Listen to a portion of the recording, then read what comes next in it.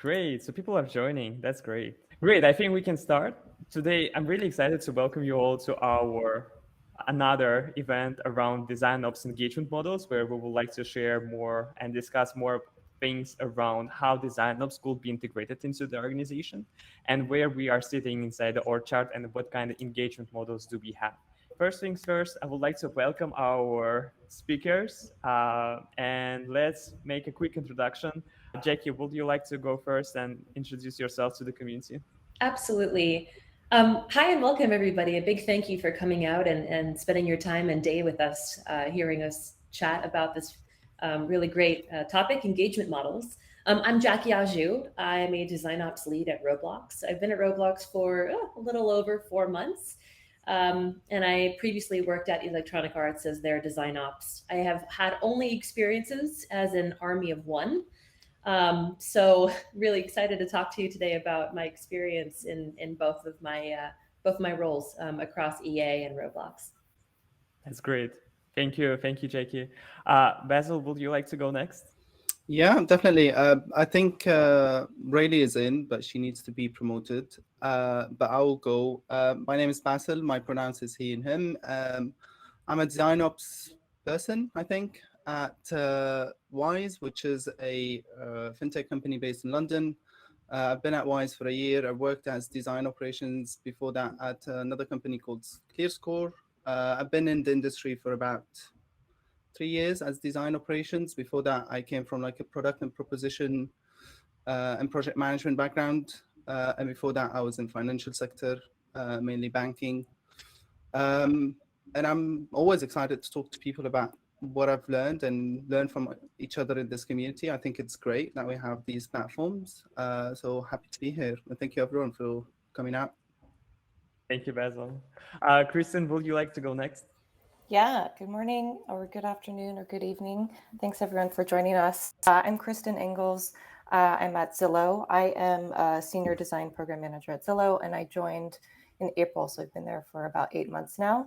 I have about a decade of experience in consulting before joining Zillow, so have been in various roles in account management, account director, really managing the operations of both product design and creative teams on the brand and marketing side as well. I love design operations, and I love that I get to think about how to make designers' lives easier. I'm based in the Bay Area, and my pronouns are she, her, hers. So thanks everyone for being here. Thank you. Really, would you like to go next? Yes. Sorry I'm late. Thanks for upgrading my permissions here. My name is Riley. My pronouns are she and her. I'm based in Portland, Oregon. I am at Fern Health, where I am technically the product operations lead, but in reality, all the operations lead, as I don't have a design or DevOps counterpart. So I've branched out from specifically design operations into a little wider remit. I come from a pretty non-traditional background. I've done a little bit of everything, worked at coffee shops, worked at restaurants. I have managed real estate reconstruction projects. So always excited to talk to other folks with less traditional operations background who found themselves drawn to organizing creative work. That's great. And my name is Fern. I'm working at EPAM, and I'm Design Ops Community Advocate at Friends of Figma. I'm really excited to welcome you all, and let's get started. So the goal for today's session is to understand different engagement models of design ops. Again, because design ops is like right now on demand on the market, right? Every organization understands that, large organization understands that just by hiring more designers, we are not able to solve the problems. So that's why we need to think about not only about what we are doing, but also how we are doing specific things.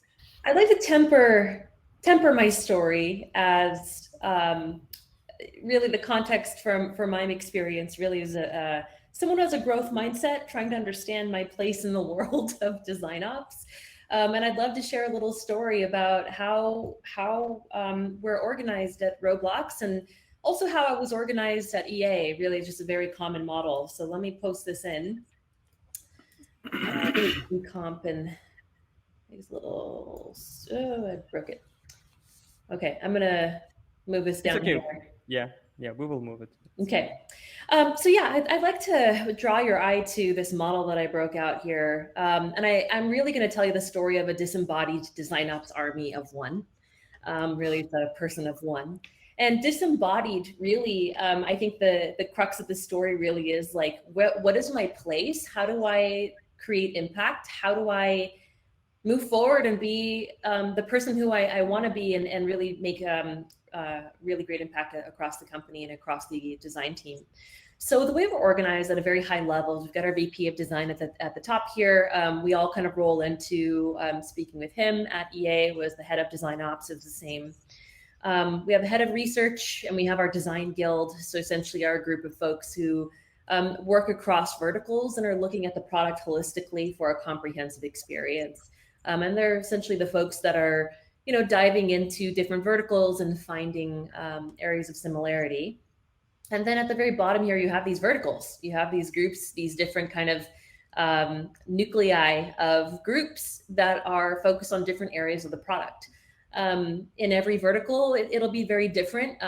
We're growing quite largely. This is not representing any exact vertical right now, but really just a representation of how I see things. And right now, in a vertical, you will probably have a design manager. There's just different designer team members on the team, a PM, engineers, not many product or project managers or program managers, but this is basically kind of like the nuts and bolts of how we're kind of organized. And these verticals really, and essentially the design managers, the designers, they still roll up into the VP of design, but we have this embedded model. And I also showed at the very bottom here of the bottom corner of this box here is you have these tribes, squads, chapters, guilds. And I know this is from the Spotify model. We're not following that per se, but the way that this is broken down is very similar to the way that we see how we're set up and made up in our company. What I found, and this is where my philosophical, who the heck am I?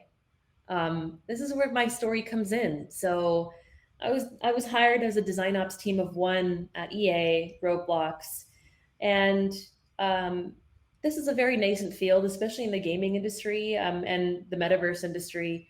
The big question is, it's just me. So the big question is, am I speaking on behalf of the VP of design and leadership? Am I speaking on just Jackie speaking? Or am I capital D design ops? And I had a moment of like philosophical crisis about 2 or 3 weeks ago. And you may have seen my novella, my whole post is just a whole novel of a question where the question is, how do I engage? Who am I if I'm not a core designer, if I'm not just the first atom of design ops, capital D design ops? Who am I? Am I a chief of staff? I don't really personally want to be a chief of staff. I'm happy supporting and wrangling, our leadership cats, but not as a full-time job. I really like being on the ground and being, a design solutions architect. That's really kind of how I frame my role. So who am I? Where do I go? And I'm tied, directly with the VP design. I roll up to him. So how does that work? When I do my work, is it only upon the blessings of top down? And then what about all the requests, the many multiple requests you get bottom up from, sitting in meetings, having your one-on-ones across designers? So I'd like to say that my engagement model and kind of where I've landed, I had this philosophical crisis and I didn't know where I was, what I was doing. And I really was like, well, how does this actually, okay, sure. Philosophy aside, what does it matter, Jackie? Like tactically you do your job. Like, why do you care? I cared because do I have my own design ops Slack channel? If you're not capital D design ops, how do you communicate out all the things that you're doing? How do you promote the visibility of the many things that fly under the radar that you do day to day, but aren't necessarily things you want to bubble up to the VP of design and say, hey, I audited all of our Figma editors and we can actually remove, 50 of them. And this time around, I saved, the $18,000 we would pay in a true up for Figma. we didn't have to pay because I did this work. Like, these are like, I would say medium to small level things, like being the team therapist, or again, just a small, like keeping the lights on type of work. So yeah, when it comes down to tactical, it's like, okay, when I communicate, am I communicating on behalf of leadership, myself, or capital D design ops? And I'm not capital D design ops. We've established that. So I kind of had this week where I just kind of had to step back and really understand, okay, what does this mean? What do I do? And let me tell you kind of where I landed and kind of where this evolved. And it's not in a place where I'm 100% comfortable yet, but I'm going to give you kind of a few quick tips that I thought helped me. And especially as a head, a design ops team of one, I think it's crucially important that you are tied very directly and closely with your manager, and the VP of design or head of design, whoever that may be. It's super important. It's really important to understand, well, what are the priorities, and how do those priorities map to designer needs, and how do they map to the business needs? And right now, I'm trying to balance designer needs and business needs. Some are in the Venn diagram, are right in the middle, and it's great. I'm in a happy place, and I'm helping and serving both. But sometimes I'm going to be serving, more of the business needs. So really, what I'd like to share is, going in as a design ops team of one, you have to recognize there's going to be a happy tension. There's a happy tension of the things that you're going to be asked to do, from top down, bottom up, and everywhere in between. And it's really going to be a matter of resilience, learning how to say no to the things, or, hey, later, well, let me add it to the list. Let me look at this later. I want you to be taken care of. I want to do this for you, but I'm Jackie, I'm only one person on a team of, 30 plus designers, and growing very quickly. So be close to the VP of design, be very well tied. But I would also say, don't lose sight of, you're here to help design team as well. So if you can carve out the time to really be a partner to the bottom, like the ICs and design leads, like that's pretty important as well, because that's information you feed back up to a VP of design. I will end this saying that my particular the stew that I use to really kind of understand, or the recipe I use to really understand the work and the scale of needs across an organization, is kind of a mixed methods researcher approach. So I've recently launched a DesignOps survey. You may have seen Nielsen Norman and that group share out basically their recipe, and I was actually stunned that it was a one-to-one match. Like, send out that survey, do your one-on-one interviews, really get a sense of the team, and then do that at a regular cadence, maybe every 6 months, maybe every 8 months. And you can feed that information up to the VP design, which then leads to a prioritization list, your big list of things that need to happen. So I'll stop there, but that's kind of my story. It's still being written, still trying to figure out my place in it all, but really starting to become more aligned to the things that I need to do, because of the me leaning in a little harder on the relationship I'm building with my manager. So thank you so much for your time. Yeah, that's my experience. Thank you, Jackie, very much. I have a couple questions, but I would like to give the mic to our speakers if they have any feedback or extra thoughts that they would like to share. I can build on that. Like we have very, very similar perspective, very, very similar experience. So I've been doing design ops of one for the last 3 years in 2 different companies. And I'm going to share just the team composition of Wise currently, which sort of like it's very similar.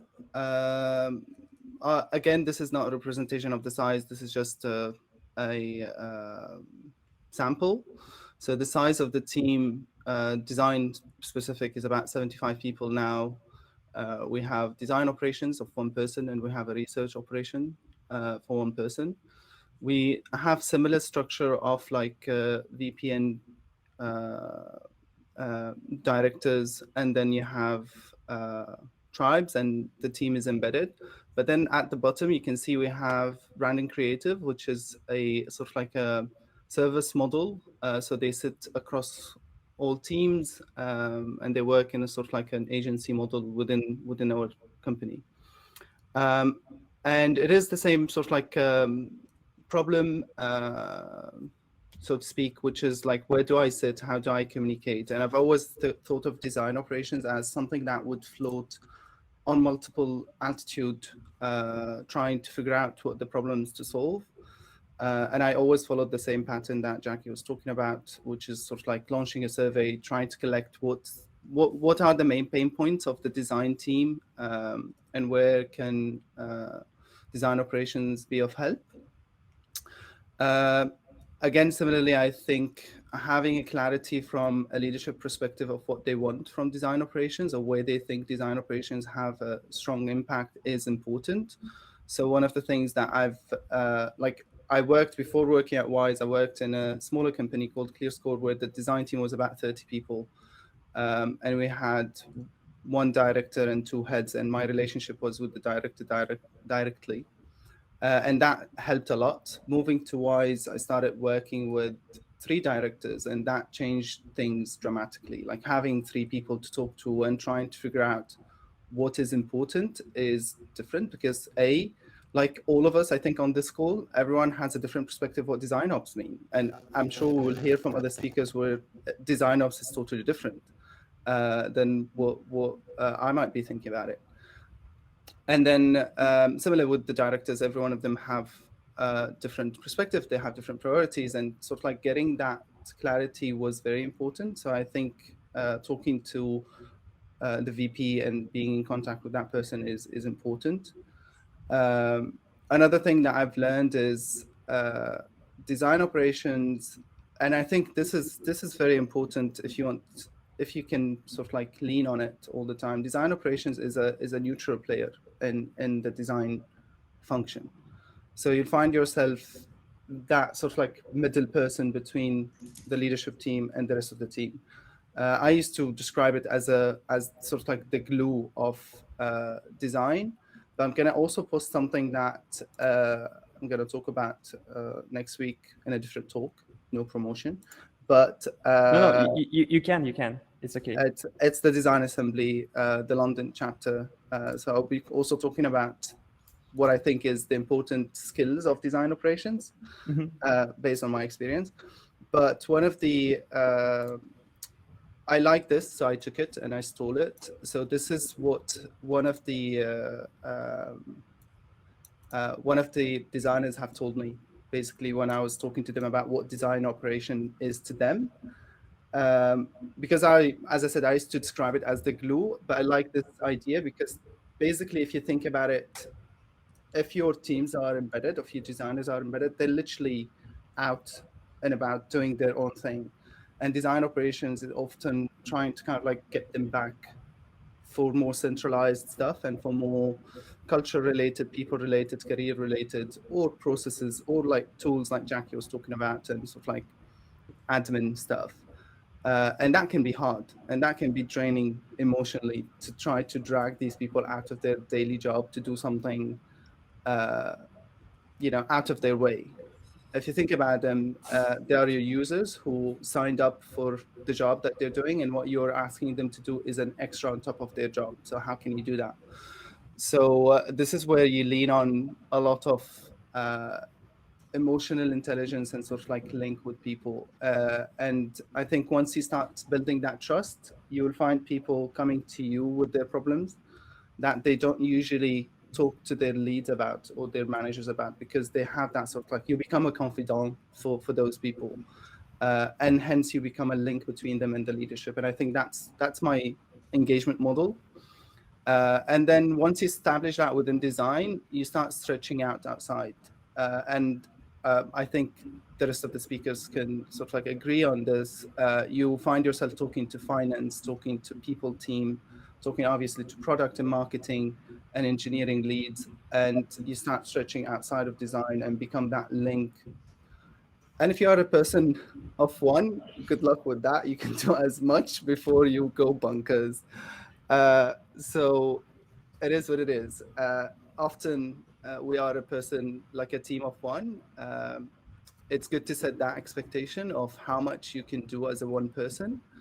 And there's always a value, even like for one person, there's a great value for design operations. And I think mainly for that element of being in the middle as a middle person. I think I rambled a lot. Yeah. Thank you, Basil, for overview of your orgs, like team compositions that you have. We have a couple questions here. Is anyone in the company without a VP of design that all designers report up to? Question from Sarah. I don't have an answer here, but like that's another challenge. Having a design representative in the leadership or executive team is one of the main things. It's much more important than having a design ops. But if others have some thoughts on that, please add a note here. Or Kristen, really, would you like to go next? I'd love to. Let me see if I can paste this in. Oh boy. Okay. I'm right in the middle of above Jackie's space. I can share a little bit about the org structure at Zillow and kind of what I inherited coming into it and what design has inherited in the changes that have gone through the organization. So our design teams reports up through the SVP of product. And I just want to kind of set some context and then I can share some of my insights. I also do need to give a shout out. I think Michelle is on this call and she had a great org structure visual as a part of the DesignOps Assembly Conference. And yes, right over there, thank you. It inspired me last night when I was building this in FigJam. So just some context, again, we report up through product. The design team at Zillow is about 130 people. And Zillow grew quite a bit, over the past few years through acquisitions. So there were many sub-brands that you may or may not know about. So Zillow owns something called StreetEasy, and they own a bunch of other rental and property management brands. And for a long time, each of those brands had their own design team. And over time, what the company realized was that that was building and resulting in a very fractured user experience. And so about 2 years ago, they made the decision to shift to a unified design team. And we work under a centralized partnership model. Design operations was introduced at this time. But as you can imagine, it was a little bit of the Wild West. So everyone had been operating in their own way, different sprint models, different, some are working in Agile, some are not. And that today is honestly still the case. The design operations lead who joined, when this unification happened, she was really focused on kind of the highest priority, like foundational elements that the design team needed to really come together as a full team. And so that was things like building the design process and what our steps were going to be as a team. And kind of what foundational tools do we need as a design team, and introducing Figma and that sort of thing. So that was kind of like first priority to get the team up and running and operating as a unified team. In the past 6 months, the design operations team has actually grown from 2 to 6. And I was one of the first to join during that growth period. And senior DPMs are really now operating as within their own kind of product and business and product area. So I'm there down at kind of the yellow. This is me in the yellow spot here for my team. I'm supporting the rentals business, and I have a team of about 20 to 30 designers. And again, this is just representative, not exact numbers. So in many cases, I empathize a lot with Jackie and Basil because I'm a team of 1 on my design team of 30, but I do have counterparts who play a similar role across the other product teams. I will say some of the other challenges that I've encountered is that each business and product area really has a very different maturity level.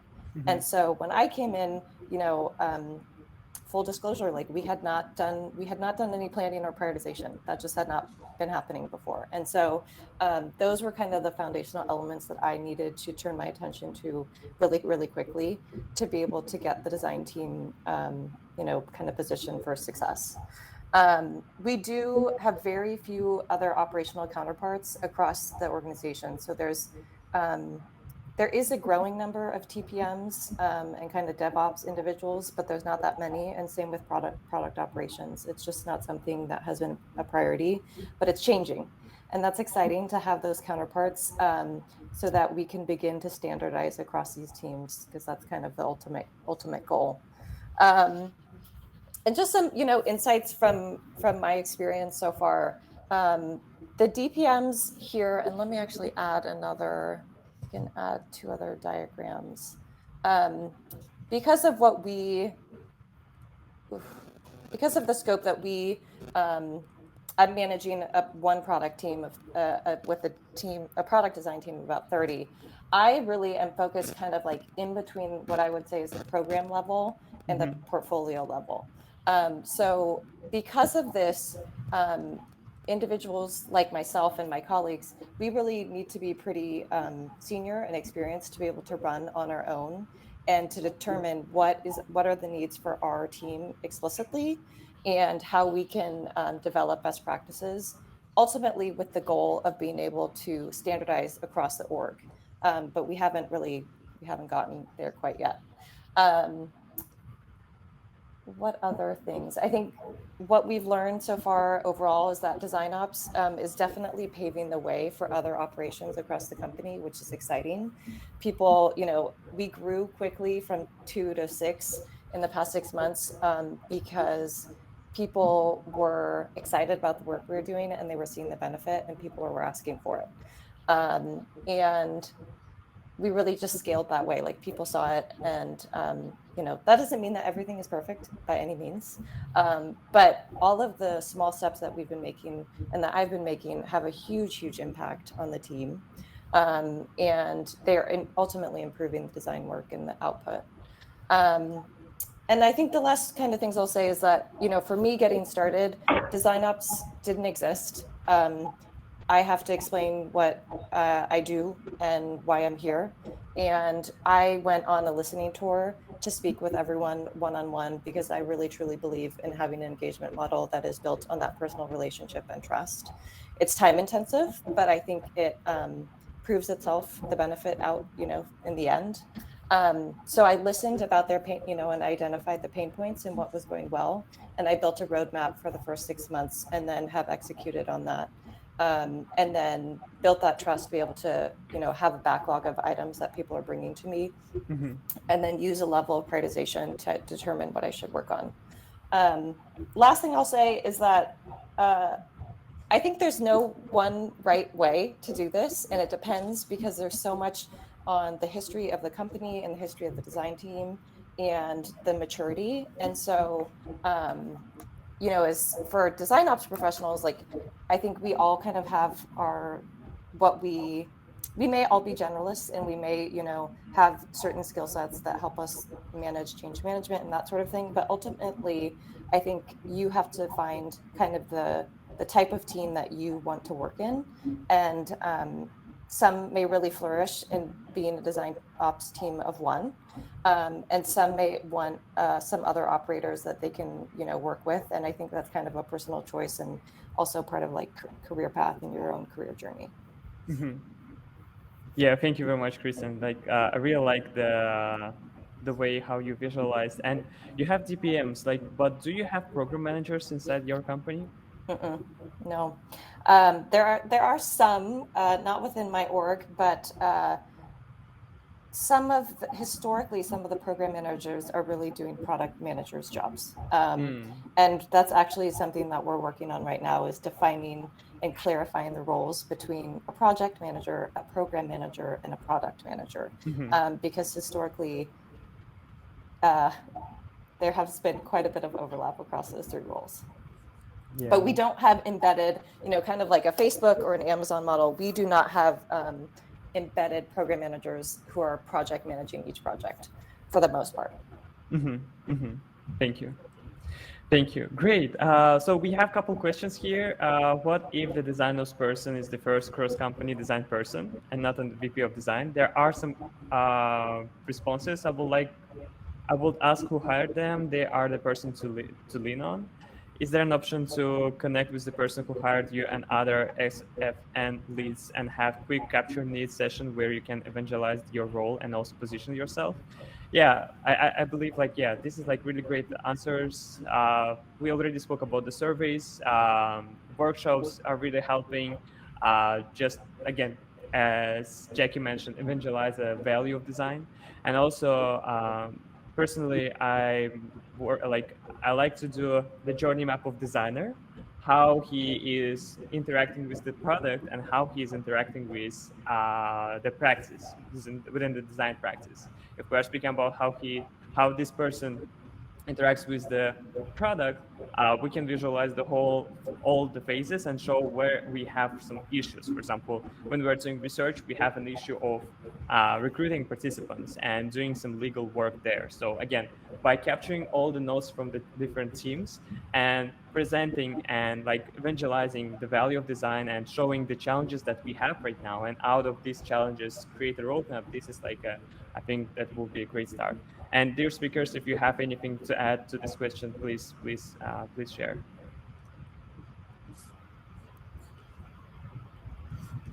Great. Really, would you like to go next? Yeah, Share your story, or maybe provide some feedback on the things that we discussed already, or maybe questions. Yeah, it's interesting. I think that I don't have an org chart prepared, but my org is probably the simplest here. Fern is a very small startup, so it's less than 20 people all told. The product engineering and design organizations are all flat, so everyone rolls up to the CPO. So there are obvious simplicities there as the ops team of one across an entire company. I'm just negotiating with myself about new processes that I want to roll out. But, I can definitely feel similar tensions to what I think everyone here has talked about in terms of how am I delivering value? And sometimes the best use of my time is to project manage a very important priority project that would get dropped if nobody else was actually shepherding it through the process. And sometimes I have to say no to project management because I need to work on program level work or something that touches more people than a simple project. So, I think everyone's models here are super interesting. One thing that I have thought about a lot with design operations is I think depending on the stage and maturity of the organization, it kind of follows the states of matter. So early design operations is a gas. It fills the space that it's in, it flows into every single nook and crevice. Later on, it turns into more of a water or a liquid, right? So you're flowing down, but you're not necessarily filling the room anymore. And then in further levels of maturity, it becomes a solid. It's a little bit more defined. You know what's expected of you. Others know what to expect of you. And it's a lot less nebulous than it is in the early stages. But I'm very early stages. So I'm absolutely a gaseous ops manager who just kind of finds her way into everything.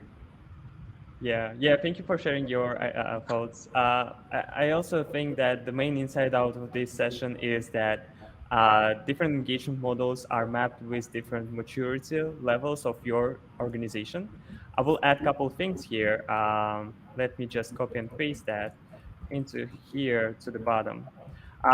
So usually, right, we can start with simple organization where we have a couple designers working on different projects. We have lead experience designer who is managing, and his or her main role is to make sure that we have the good level of performance, team performance, and we are making sure that we are capturing everything and are able to help our different teams inside the organization. But within the team grows, right? And we have, for example, two teams with two lead experience designers.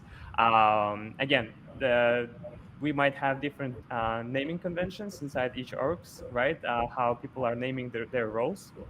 But within the time, we see that when we have couple design teams, we need a design manager who will be able to go on a little bit higher level and focus on the resourcing, on staffing, and making sure that if there is a demand, we can supply it with the right people, and we know which kind of people are required for each of the phases. So for example, if we have good discovery workshop facilitators, we could add them into the beginning of all the initiatives that we are having. And these design managers have that such visibility. But within the time, we see that the teams are growing much more larger, right? So we have more design teams, we have more design managers. At specific amount of time, we see that we need DesignOps, right? On DesignOps Summit 2020, organized by Rosenfield Media, I really like the talk from Salesforce team that they mentioned that the good ratio of having a DesignOps is 18 designers per one DesignOps. And also, when DesignOps is when we have a DesignOps, there are different levels of engagement. DesignOps could start with one specific team, right? If they are struggling to standardize their processes, or they are struggling to add more user research activities into the way how they deliver new products, DesignOps could be integrated within one specific team, within one specific product, or one specific stream, right? And based on these different levels, I kept provided here some focus areas that we can focus on is working on, for example, when we are speaking about this level, focusing on education, recruiting and staffing, team health, resource management, and other things. When we are speaking about more strategic level is the design culture, market recognition, portfolio management, different governance models, and knowledge management overall, how we are sharing the knowledge, how we are connecting the product knowledge bases with the user research databases and other things as well. And also here, at some point, we have product teams, right? But by growing maturity, we need to add more things like shared services. Shared services are not connected with specific product or specific team. They are connected with all other teams as shared services. So they are helping based on the requests, right? And one of the examples is design system, right? This is like a team of shared services that could support all other teams by providing good UX patterns, component styles and assets to help our product teams to deliver products faster. And another example of shared services is research lab. So for example, if we don't have enough user researchers in each of the teams, we might create a shared services called research lab that could facilitate and conduct user research activities based on demand. Again, it's really important to have here specified intake models. So to make sure that design system team will have enough resources to cover all the demand, the same as user research lab. Why I started to touch this shared services topic, because I believe that at some point DesignOps could grow into shared services as well. And we might not be a part of specific team or specific product or specific stream or specific portfolio, right? We might be as a part of the shared services. And if there are some challenges or issues that we need to solve, we are solving them as a part of shared services, testing specific practices with specific teams, documenting them, and making sure that we have onboarding materials, training materials, doing workshops to, again, scale the knowledge, scale the practices that we came up with the whole organization, and make sure that people are growing and learning more things. Great. And the last thing that I wanted to share is I also prepared, I'm working in EPAM, and we are more like a consultant company. So that's why I had a chance to work with different clients and also different org charts. But here I want to show one of the examples here at the bottom. Let me paste it here. And it's a good way to understand how I see the ideal org structure and how where DesignOps could sit in this specific org structure. And I also was inspired by Michelle's diagram. Thank you, Michelle Chin, for providing that and sharing that on DesignOps Summit 2021. Yeah. So I will go through this chart and we'll explain a couple of things. So usually we have design department, right? Where we have user researchers, designers, visual designers, UX copywriters, and others. We have design system managers and design directors, right? And again, based on different maturity model, based on different org sizes, this model might change, the org chart as well, right? But the overall, we have design department, we have product management department, marketing, legal. I didn't provide more details here because it's not important. And on the right side, we have technology and other teams as well as support. The most important thing is that I personally separate program management with DesignOps, because program managers are focusing more on, like, that's my personal observation, on the resourcing, on staffing, and making sure that we have the right resource allocation, right? But we, like, DesignOps is focusing more about the way how we are doing things, and we are not focusing on the resources, right? We are focusing, making sure that we have, so for example, if some of the teams are not performing user research activities, right? This is one of the different maturity models of design delivery.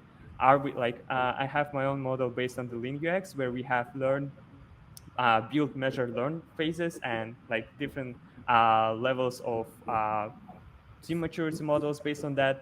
But most importantly is DesignOps is focusing on the way to mature specific teams, to integrate design system practices, to integrate user research lab, to make sure that they have enough right traceability, and make sure that they are capturing all their main ideas and thoughts on top, on the things that they are working on, the hypotheses that they're testing, on the initiatives that they are doing.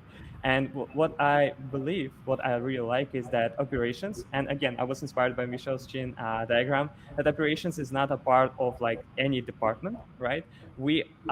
Another engagement model is that we might be a part of design department, right? But it will be great and better if we were able to connect with operations department. Again, based on different maturity models, right? There might be in some organizations DevOps, right? But there is not enough product ops right now on the market. So I believe that DesignOps should be a part of operations department, because we have the same focus areas through different lenses. We are seeing onboarding challenge from design lenses. Product ops might see the same onboarding challenge through product management lenses, and DevOps the same. So we have these common focus areas where we are trying to help. So that's why I believe like the ideal state is to have DesignOps integrated into this operations department, having product ops focusing on legal, marketing, and product management, DesignOps focusing on a little bit product management because of the user research activities, and ResearchOps could be in the middle of product management and design. Design as for sure, and technology a little bit. Why a little bit? Because here we have design system that also is integrated with technology, and DevOps, who are focusing on technology support and other things, and security as well. And at the top, we have coordination program managers, who are making sure that we have the right resource allocation, and executives on the top, right? And as we spoke today, it's important to have executive representatives in executives team by having SVP of design, right? Or SVP of product, or SVP of tech that will report to CEO. Or maybe in some organizations, there might be CPO who is overreaching the whole product practice inside the organization. Great. Maybe any of, like, do you have any thoughts or feedback or questions? Can I just say one thing? I think your vision of it happening is not too far from happening. But what I've seen happening, which is what's happening now at Wise, is we have product ops, we have ResearchOps, we have CreativeOps, and recently the finance team has started to have ops, and the data analytical team and analysis team is having some sort of an ops. What I've been trying to do is create a community out of this. So similar element of like a guild's perspective. Like, we don't have to be in a department together, but we meet once a month. We talk about what we are trying to solve and where we sort of like have an overlap. We have things that we can solve together. So I work closely with the product ops, for instance, on some elements, and I think that's already happening. In terms of like the size. I think someone also asked a question about at what size do we start having design operations, which I think most companies do that based on size. I've seen one company which gives me hope. I've seen one company that they had the vision of, we want to start with design operations. So you have a couple of designers. They knew that they're growing the team for like 30 in 12 months. And that head was mature enough, I would say, to think, I'm going to get design operations to begin with, build the foundation. So when I build the team, I have the foundation, I have the playbook, I have the templates, I have the career maps, rather than what we all doing now, which is like retrospectively fixing stuff along the way of growing teams radically. So I think that's my dream for the future, like to start with not first person, but like in the beginning to have design operations to set the foundations for this. And I see this sort of like sister ops sort of like teams, but I don't see design operations becoming part of that. I would like to see design operations still part of design, to be close to them. They are my users, basically. I am a service to them. But I can see myself partnering with others rather than becoming a separate department. Once we do that, I would personally think we would lose the element of that gas/liquid/glue that me and Rayleigh were talking about. That would evaporate, basically, if you take us out. I can jump in. Yeah, I mean, I've definitely lived.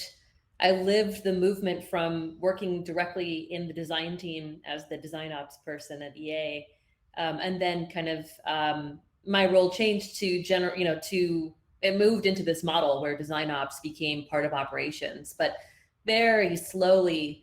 If you don't have somebody who has a very clear, someone at the helm who doesn't have a very clear understanding of design ops and their impact, I think that's just one additional hurdle where you're going to have to help evangelize your role again, but to your manager, your operations manager, who may not have a lot of experience with design ops or product ops, DevOps, and things just start to bleed into each other where they see you as somebody who's capable of doing operations.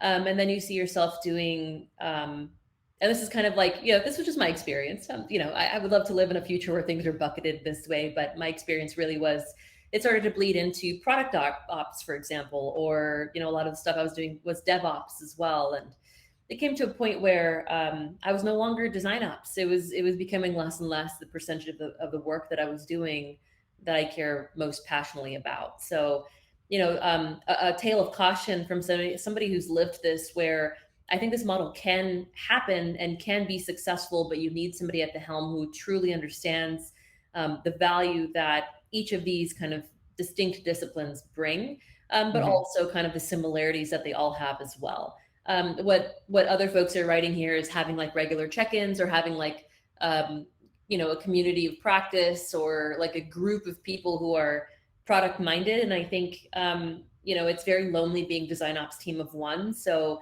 building that coalition of people who think like you do and they're thinking of the same problems as you are is very important.